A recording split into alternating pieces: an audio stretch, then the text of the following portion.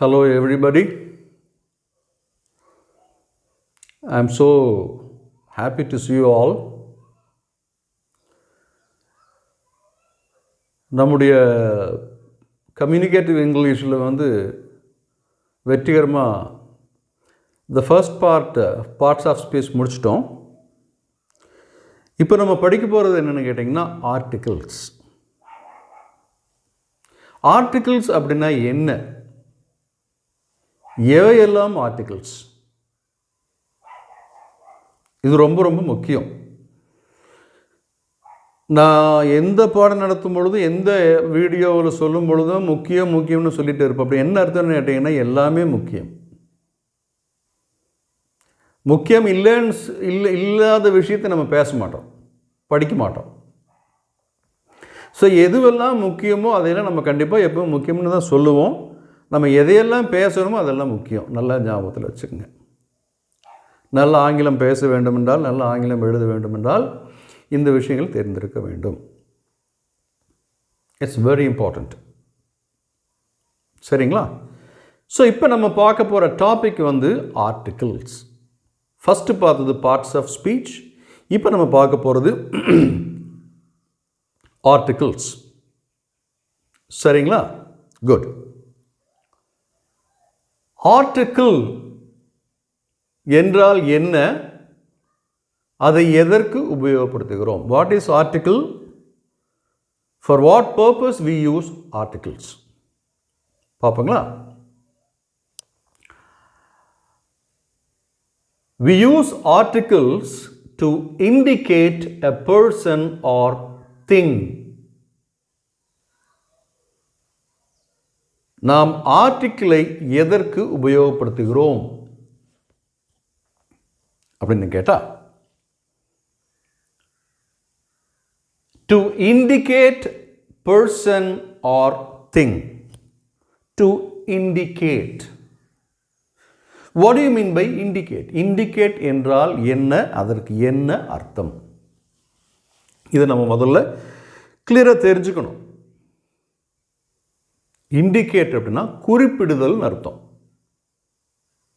தமிழில் இண்டிகேட் அப்படின்னா குறிப்பிடுதல் என்று அர்த்தம். ஒரு நபரையோ அல்லது நபர்களையோ பொருளையோ குறிப்பிடுவதற்காக உபயோகப்படுத்தக்கூடிய வார்த்தைகள் தான் ஆர்டிகிள். நல்லா ஞாபகத்தில் வச்சுக்கோங்க. வார்த்தைகள், எழுத்துக்கள் அல்ல. பின்னால் சொல்கிறேன். எழுத்துக்கள் அல்ல, வார்த்தைகள். ஒரு நபரையோ ஒரு பொருளையோ குறிப்பிடுவதற்காக நாம் உபயோகப்படுத்தக்கூடிய வார்த்தைகள் தான் ஆங்கிலத்தில் ஆர்டிகிள் என்று சொல்லப்படுகிறது. அதற்கு பெயர் ஆர்டிகிள். சரி, இப்போ எது எல்லாம் ஆர்டிகிள்? புரிஞ்சுதுங்களா? எதெல்லாம் ஆர்டிகிள் அப்படிங்கிறத நம்ம தெளிவாக தெரிஞ்சுக்கணும். எது எல்லாம் ஆர்டிகிள் அப்படின்னு சொல்லி கேட்டிங்கன்னு சொன்னால், I think it is clear. The board is clear. I think there are 3 articles in English. ஆங்கிலத்தில் 3 ஆர்டிகிள்கள் இருக்கின்றன. எது எல்லாம் அந்த ஆர்டிகிள் அப்படின்னு சொல்லி கேட்டிங்கன்னு சொன்னால், ஒன்று ஏ.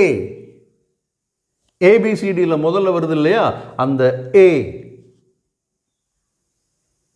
ரெண்டாவது எதுன்னு கேட்டிங்கன்னு சொன்னால் ஆன். AN, on. அப்புறம் மூன்றாவது ஆர்டிகிள் எதுன்னு கேட்டிங்கன்னா த. THE, த. அந்த த அப்படிங்கிறது தன்னு சொல்லலாம், தீன்னு சொல்லலாம். எந்த இடத்துல தன்னு சொல்கிறது, எந்த இடத்துல தீன்னு சொல்கிறதுங்கிறத எப்பொழுதுமே சொல்கிற மாதிரி சொல்கிறேன். I will tell you later, not now. ஏன்னா கான்சன்ட்ரேஷன் அங்கே போச்சுன்னா நம்ம ஒழுங்காக நம்ம மனசுக்குள்ளே பதியாது. அது ஒரு ஜஸ்ட் ஒரு சென்டென்ஸில் முடிச்சிடலாம் அதை. But still I don't want to tell it now. Okay, so the. These three are called articles. இந்த மூன்றையும் நாம் ஆர்டிகிள் என்று கூறுகிறோம். A and the.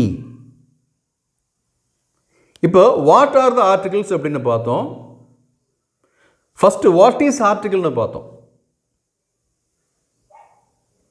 ஒரு நபரையோ அல்லது பொருளையோ குறிப்பிடுவதற்கு ஆங்கிலத்தில் உபயோகப்படுத்தக்கூடிய வார்த்தைகள் ஆர்டிகிள்ஸ் என்று பார்த்தோம். அடுத்தது எவையெல்லாம் ஆர்டிகிள்னு பார்க்குறோம். எவையெல்லாம் ஆர்டிகிள்? A, and the. இது மூன்றும் article. Understood?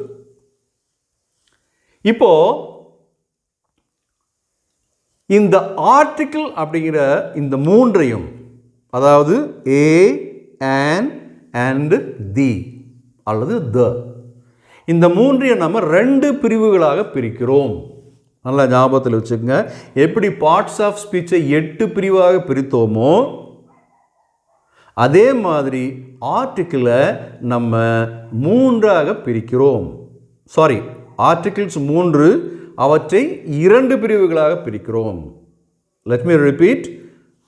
There are 3 articles and we divide it into 2. 3 articles இருக்கிறது. அவற்றை நாம் 2 பகுதிகளாக பிரிக்கிறோம். என்னென்ன அப்படின்னு சொல்லி கேட்டீங்கன்னு சொன்னால், நம்பர் 1, indefinite articles. என்னது? indefinite articles. Number 2, definite articles. புரிஞ்சுதுங்களா?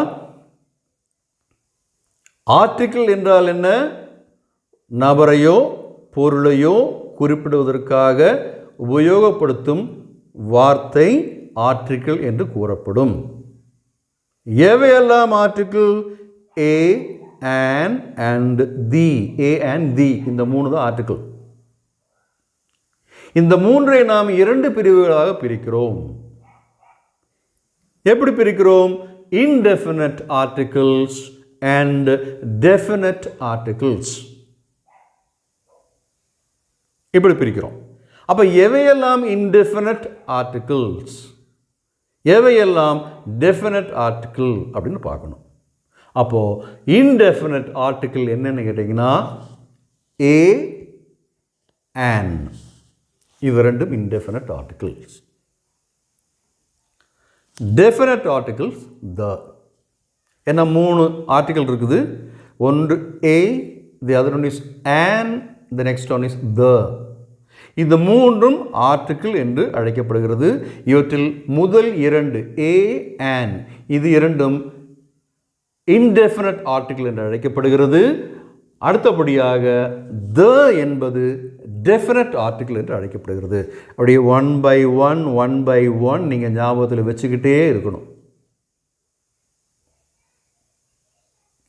You should register in your mind. புரிஞ்சுதுங்களா? அதுக்காக தான் நான் இவ்வளவு ஸ்லோவாக மேக்ஸிமம் தமிழ் யூஸ் பண்ணி உங்களுக்கு சொல்லி கொடுத்துட்ருக்கிறேன். கிளியராக புரிஞ்சுக்குங்க. Okay. So there are 2 divisions in articles. One is indefinite articles, the other one is definite article. எதெல்லாம் indefinite articles? a and an. எது definite article? the. ஏன் இப்படி பிரிக்கிறோங்கிறது பின்னால் வரும். You understand? பின்னால் வரும். சரி, இப்போ எங்கெங்க எதை யூஸ் பண்ணலாம், இந்த ஏ எங்கே, ஏன் எங்கே, த எங்கே யூஸ் பண்ணலாம் அப்படிங்கிறது முதல்ல தெரிஞ்சுக்கணும். அதற்கு முன்னால் தெரிந்து கொள்ளக்கூடிய வேண்டிய ஒரு விஷயம் என்னன்னு கேட்டிங்கன்னு சொன்னால், இந்த ஏ அண்ட் த அப்படிங்கிறதுக்கு அர்த்தம் நமக்கு தமிழில் தெரியணும் இல்லையா? சரி, ஏ அப்படின்னு சொன்னால் ஒருன்னு அர்த்தம். ஒரு. Please listen carefully. ஏ அப்படின்னு சொன்னால் ஒரு அப்படின்னு அர்த்தம். அடுத்தது ஆன் அப்படின்னு என்ன அர்த்தம்? நம்ம எல்லாருக்கும் தெரியும், ஆனால் நம்ம தமிழ் பேசும்போது அந்த வார்த்தையை யூஸ் பண்ணுறதே கிடையாது. யாருமே யூஸ் பண்ணுறது கிடையாது. ஏன்னா தமிழில் ஓர் அப்படிங்கிற ஒரு அர்த்தம், ஒரு வார்த்தை இருக்கிறது. ஓர் இரவுன்னு ஒரு பழைய சினிமா கூட இருக்குது. ஆனால் நம்ம பேசும்பொழுது எந்த இடத்துலையும் இந்த ஓர் அப்படிங்கிற வார்த்தையை பேசுறது இல்லை. பிகாஸ் நம்ம இலக்கண ரீதியாக நம்ம தமிழை பேசுறது கிடையாது. நம்ம பேசும்பொழுது எங்கேயாவது யாராவது ஓர் அப்படிங்கிற வார்த்தை யூஸ் பண்ணி நீங்கள் கேள்விப்பட்டிருக்கீங்களா? I am 100% sure you would have never heard, because I never heard. நான் கேள்விப்பட்டதே இல்லை. படிக்கும் பொழுது நாம் படிக்கிற புத்தகங்களில், அதுவும் இலக்கண ரீதியாக எழுதப்படுகிற புத்தகங்கள், நீங்கள் அந்த ஓர் அப்படிங்கிறத பார்க்கலாம். மற்றபடி சாதாரண புத்தகங்கள்ல எல்லாம் நீங்கள் இந்த ஓர் அப்படிங்கிற வார்த்தை நம்ம பார்க்கவே முடியாது. ஆனால் கிராமட்டிக்கலி ஓர் அப்படிங்கிற வார்த்தை மிக மிக முக்கியமான ஒன்று.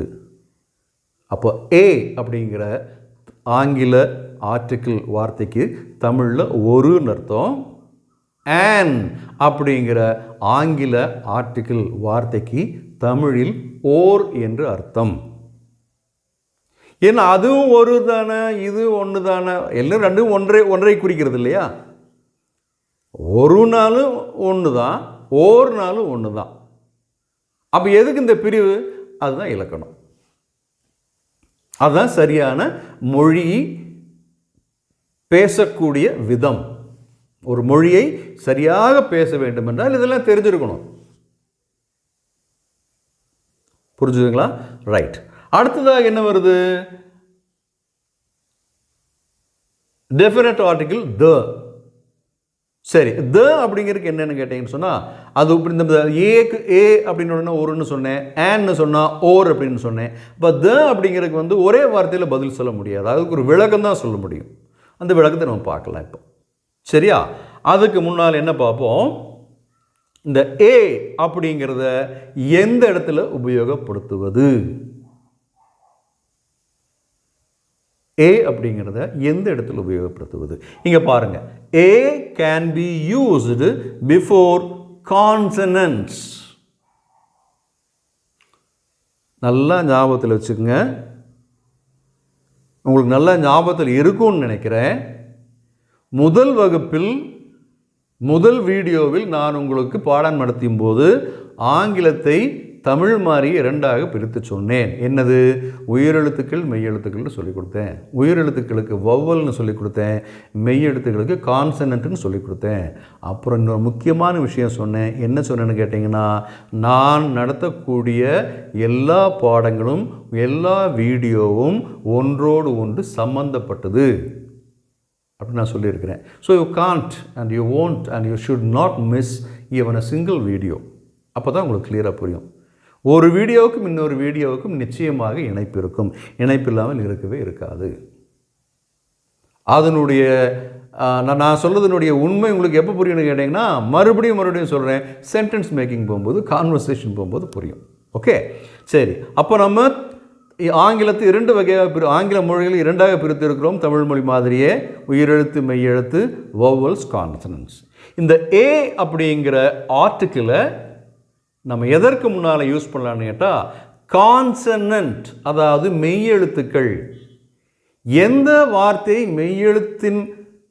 மெய்யெழுத்தினால் தொடங்குகிறதோ அல்லது எந்த வார்த்தையின் முதல் எழுத்து மெய்யெழுத்தாக இருக்கிறதோ அதற்கு முன்னால் ஏ யூஸ் பண்ண வேண்டும், உபயோகப்படுத்த வேண்டும். அண்ட் பிஃபோர் யூ, நான் சொல்கிறது இந்த இடத்துல யூன்னு ஒரு எழுத்து எழுதியிருக்கிறேன். ப்ராக்கெட்டில் பார்த்தீங்கன்னு சொன்னால் ஒய் யூன்னு சொல்லி போட்டிருக்கிறேன். ஏன் இப்படி போட்டிருக்கிறேன்? அதை நீங்கள் நல்லா ஞாபகத்தில் வச்சுக்கணும். சில வார்த்தைகள் வந்து யூ அப்படின்னு ஆரம்பிக்கும், ஆனால் அதனுடைய உச்சரிப்பு வந்து யூ, அதாவது ஒய் அப்படிங்கிற உச்சரிப்போடு ஆரம்பிக்கும். அந்த இடத்துல நீங்கள் ஏ தான் போடணும். ஏன் அப்படி? அதுக்கு நான் முன்னமே உங்களுக்கு விளக்கம் சொல்லியிருக்கிறேன். AEIOU இவை ஐந்தும் வவ்வல்ஸ், உயிரெழுத்துக்கள். சில வார்த்தைகள் அந்த உயிரெழுத்துக்கள் கூட ஆரம்பிக்கும், ஆனால் உச்சரிப்பு உயிரெழுத்து உச்சரிப்பாக இருக்காது, வேறொரு உச்சரிப்பாக இருக்கும். இது கொஞ்சம் போக போகத்தான் புரியும். யூ அப்படிங்கிறது உயிரெழுத்து.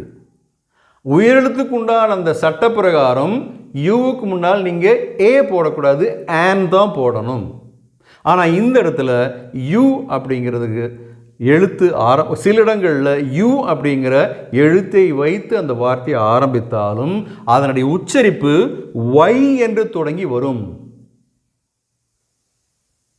புரிஞ்சுதுங்களா? உதாரணத்துக்கு ஒன்று சொல்கிறேன். யூ அப்படின்னு ஆரம்பிக்கிற ஒரு வார்த்தை university. What is it? University. அந்த யூனிவர்சிட்டி அப்படிங்கும்போது பார்த்தீங்கன்னா ஃபஸ்ட்டு வருது யூ அல்ல, ஒய் உச்சரிப்பு வரும். நம்ம யூ YOU யூ அந்த உச்சரிப்பு வரும், யூனிவர்சிட்டி. ஸோ அதுக்கு முன்னால் ஆன் போட முடியாது. Because according to the pronunciation it is not you but it is you. University. We have a university in Coimbatore. We have a university in Chennai. புரிஞ்சுதுங்களா? அது நம்ம போக போக கொஞ்சம் கொஞ்சமாக அப்படியே we will learn. அப்புறம் அதே மாதிரி பார்த்தீங்கன்னா and O அப்படின்னு போட்டிருக்கிறோம். ஓங்கிறது என்ன? AEIOU. ஓ அப்படிங்கிறது ஒரு வவல் தான். அப்போ அந்த வவலுக்கு முன்னால் ஆன் தான் போடணும். பட் நம்ம என்ன சொல்கிறோம்? ஏ போடலான்னு சொல்கிறோம். ஏன்னு கேட்டிங்கன்னா சில வார்த்தைகள் ஓவில் தான் ஆரம்பிக்கும். ஓகே, ஆனால் அதோட உச்சரிப்பு எப்படி இருக்குன்னு கேட்டிங்கன்னா WO வாவ் ஓ ஓ அப்படி ஆரம்பிக்கும். ஓ அப்படின்னு ஆரம்பிக்காது, ஓ அப்படின்னு ஆரம்பிக்கும். ஓ அப்படின்னு ஆரம்பித்தா நீங்கள் ஆன் போடலாம். இல்லை ஓ அப்படின்னு ஆரம்பிச்சுன்னு சொன்னால் ஏ தான் போடணும். வார்த்தையின் தொடக்கத்தில் வருவது ஓவாக இருக்கலாம். அந்த அந்த அந்த வார்த்தையில் முதல்ல வரக்கூடிய எழுத்து ஓவாக இருக்கலாம். ஆனால் உச்சரிப்பு ஓ அப்படின்னு ஆரம்பிக்கும். அதுக்கு ஒன்று எக்ஸாம்பிள்ஸ் உங்களுக்கு நான் தர்றேன் நான். ஓகே, அப்போ உங்களுக்கு அது ஈஸியாக புரியும். இதுதான் the usage of a, article a. அடுத்தது ஆர்டிக்கிள் an. ஏக்கு ஒருன்னு சொன்னேன், an அப்படிங்கிறதுக்கு ஓர்னு சொன்னேன் இல்லைங்களா? சரி, இப்போ an, இந்த an அப்படிங்கிறது எங்கெல்லாம் யூஸ் பண்ணலாம் பாருங்க.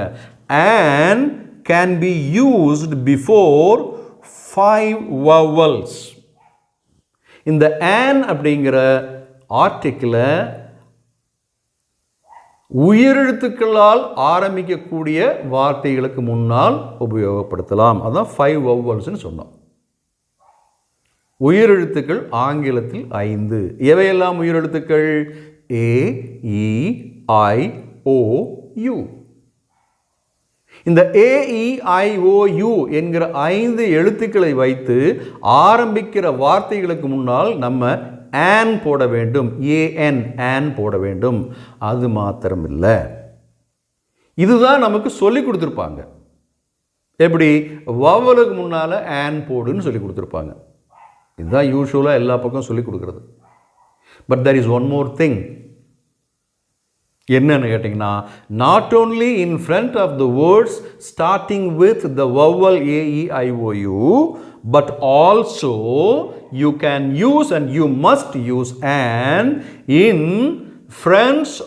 front of the consonant sounds like F, H, I, M, N, R, S, X.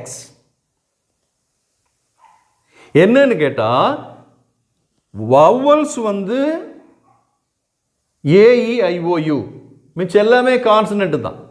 இங்கே பார்த்தீங்கன்னு சொன்னால் கான்சனன்ட்டுக்கு முன்னாலேயும் ஆன் போடுங்கன்னு சொல்கிறாங்க. ஏன்? வவ்வல் எழுத்துக்களை வைத்து ஆரம்பிக்கக்கூடிய வார்த்தைக்கு தான் ஆன் போடணும். ஆனால் கான்சனன்ட்டுக்கும் ஆன் போடலான்னு சொல்கிறாங்க. Not in all the places. There are some places, there are some words which starts with consonant. மெய்யெழுத்துக்களை வைத்து ஆரம்பிக்கக்கூடிய எழுத்துக்கள் இருக்கின்றன. ஆனால் உச்சரிப்பு உயிரெழுத்துக்கான உச்சரிப்பாக இருக்கும். இதுக்கு தான் ஒரே ஒரு எக்ஸாம்பிள் நான் பிகினிங்கில் சொன்னேன். HONOUR நம்ம என்னன்னு சொல்லுவோம்? ஹானர்னு சொல்லுவோம். அது ஹானர் கிடையாது, ஹெச் சைலண்ட்டு, ஆனர். இப்போ அதுக்கு முன்னால் ஏ போடுவீங்களா ஆன் போடுவீங்களா? ஹானர் அப்படின்னு சொன்னால் ஏ போடணும். பட் அது ஹானர் இல்லை, it is honour. It starts with the vowel ஆ. அப்போ அங்கே வார்த்தை ஹெச்ங்கிறது உங்களுக்கு மெய்யெழுத்து, தட் இஸ் கான்சனன்ட். ஆனால் உச்சரிப்பு உயிரெழுத்து, தட் இஸ் ஆ.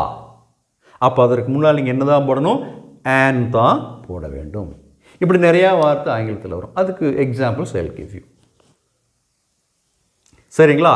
அப்படி எந்தெந்த வார்த்தைகள்லாம் எந்தெந்த மெய்யெழுத்துக்கள் எல்லாம் அந்த வார்த்தைகள் ஆரம்பித்து அதுக்கு ஆன் போடணும்னு சொல்லி சொன்னால் FHIMNRSX.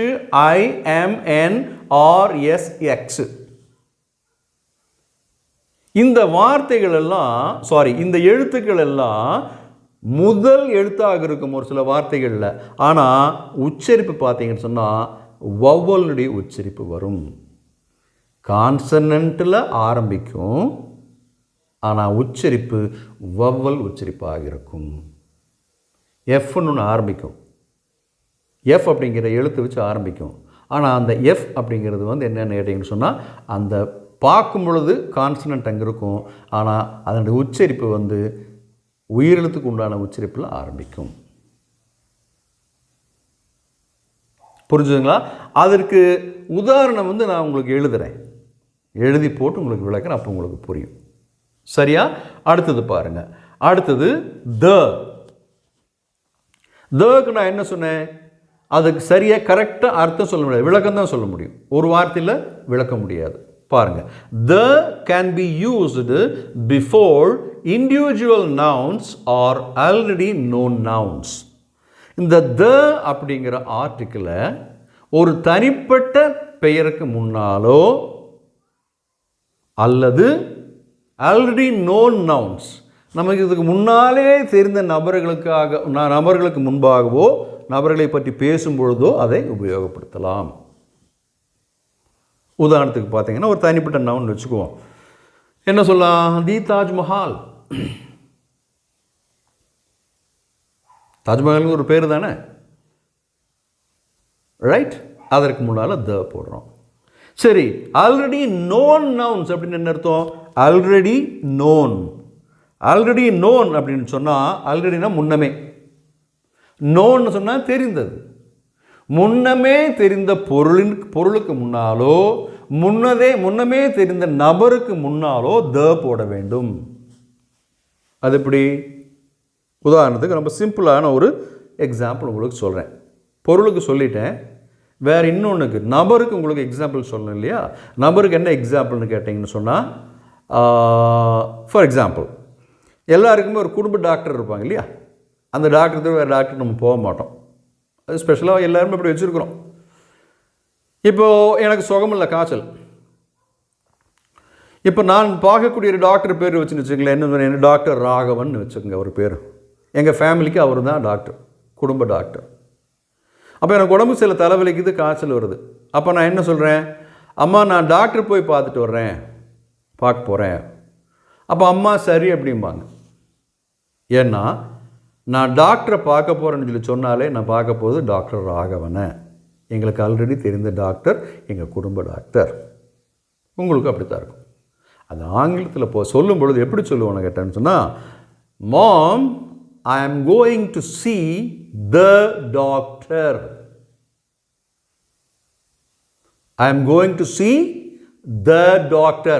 Definitely I am going to see only Dr. Raghavan அப்படிங்கிறது அம்மாவுக்கு அப்பாவுக்கும் தெரியும். Now do you understand the meaning of definite article? I am going to see the doctor. Already I know the doctor and he is our family doctor. My parents and my brothers, sisters, they know very well I am going to see only the family doctor who is Mr. Raghavan. இப்போ definite article புரிஞ்சது இல்லைங்களா? The இந்த இடத்துல போடணும்னு சொல்லி I am going to see the டாக்டர்னு சொன்னால் டெஃபினட்டாக அந்த பர்டிகுலர் டாக்டர் தான் நான் பார்க்க போகிறேன்னு அர்த்தம். சரி, இப்போ நான் போயிட்டு டாக்டர் பார்க்க போயிட்டு வந்துட்டேன். அப்பா கேட்குறாங்க, did you consult the doctor? Did you consult the doctor அப்படின்னு கேட்டால் என்ன அர்த்தம்? த டாக்டர் என்ன அர்த்தம்? யாரை குறிக்கிறது? ராகவன் டாக்டரை குறிக்கிறது. ஏன்னா அவர் தான் அவங்களுக்கு ஃபேமிலி டாக்டர், பர்டிகுலராக அவர் தான், ரைட்? அப்படின்னு கேட்டு நான் சொல்கிறேன் no no I have seen a டாக்டர்னு சொல்கிறேன். முதல்ல த டாக்டர் ராகவன். இப்போ ஐ ஹவ் சீன் a டாக்டர்னு என்ன அர்த்தம்? யாரோ ஒரு டாக்டர் நான் பார்த்துட்டேன். டாக்டர் ராகவன் இல்லை, அதனால் வேறு யாரோ ஒருத்தரை பார்த்துட்டு வந்திருக்கேன். இதெல்லாம் அண்டர்ஸ்டூட். ஆங்கிலம் சரியாக பேசும் பொழுது இதெல்லாம் கரெக்டாக நம்ம புரிஞ்சுக்கணும். அப்போ கேட்குறாரு, did you consult the doctor? No daddy, I consult a doctor. அப்போ அப்பா புரிஞ்சுக்குவார் என்னது, நான் டாக்டர் ராகவனை பார்க்கலன்னு. What happened? Did you not see or did you not consult mister Raghavan அப்படின்னு கேட்குறாங்க. அப்போ நான் என்ன சொல்கிறேன், no dad, the doctor is not available. அப்போ த டாக்டர் யாரை குறிக்கிறது? டாக்டர் ராகவனை குறிக்கிறது. No daddy, the doctor is not available. அப்போ டாக்டர் ராகவன் இல்லைன்னு அர்த்தம். அதுக்கு பதிலாக வேறு யாரோ ஒரு டாக்டர் நான் பார்த்துட்டு வந்திருக்கிறேன். இப்போ த எப்படின்னு புரிஞ்சுதுங்களா? மறுபடியும் விளக்குறேன் பாருங்க. The can be used before individual nouns are already known nouns. முன்பே தெரிந்த ஒரு பெயர், முன்பே தெரிந்த ஒரு நபர், அதற்கு முன்னால் இந்த வார்த்தையை யூஸ் பண்ணுறோம். த ராகவன் சொல்லக்கூடாது, நல்லா ஞாபகத்தில் வச்சுக்கோங்க. த டாக்டர்னு தான் சொல்லணும். அப்போ நமக்கு முன்பே தெரிந்த ஒரு மருத்துவர், நமக்கு முன்பே தெரிந்த ஒரு இன்ஜினியர், எப்படினாலும் வச்சுக்கலாம். அவங்கள பற்றி பேசும்பொழுது த engineer, the doctor, the teacher, the head master, the collector. Okay, is it clear to you all? I think today we will stop the class here. Okay, I have to give you some examples for articles to explain you little more elaborately. Only then you will be able to understand where to use a, where to use an, and where to use the. Okay, let me stop the class today with this, and I'll see you in the next video. Till then, it's Moses. Okay, signing off. Bye. Have a nice day. Please study well, read books, improve your English knowledge, and successfully face the future. Thank you. Have a nice day.